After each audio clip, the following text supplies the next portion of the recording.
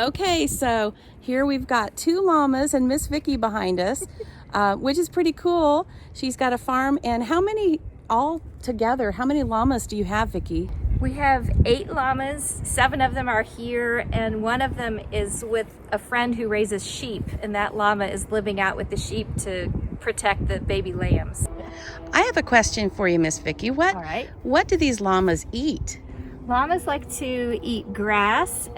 They graze grass or they browse, which means they'll eat other things besides grass, like weeds in the fence line and other types of foliage.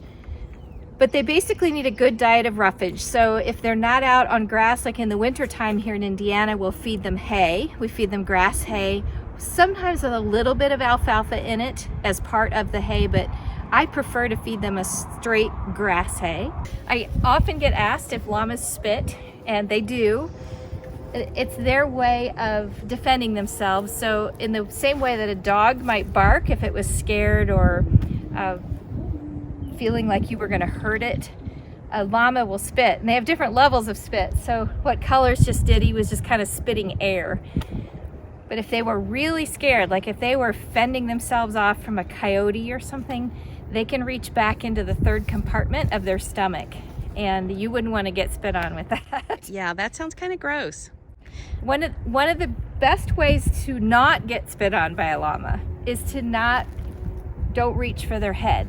Mm-hmm. A lot of people the very first thing is they want to reach for their eyes because they have such pretty faces, but that's a really vulnerable spot for a llama.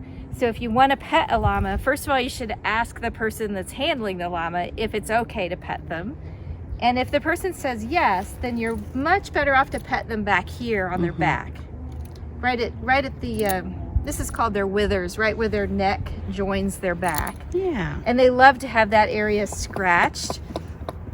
Or anywhere along here is a good, safe place to pet. I'm going to pet this beautiful llama. This is Colors.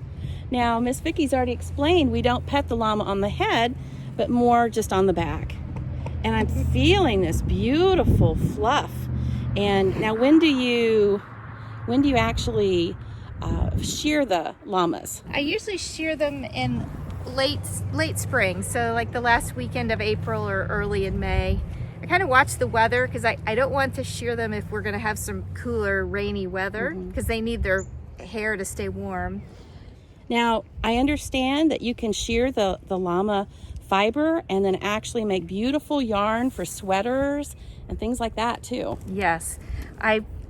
After shearing the animals, I combine all of their fleeces in various color combinations, and I send it to a mill up in Wisconsin, and they will mill it either into yarn or into roving. Roving is the step before yarn, so that this would make their own yarn. Beautiful sweater, don't you think? Wow.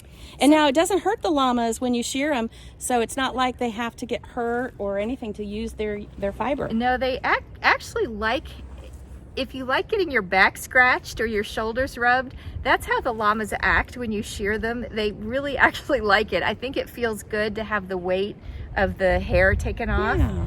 And it's usually getting warm by the time we do the shearing, so they're ready for it to come off because they're hot. And there's little Django. Hi, Django.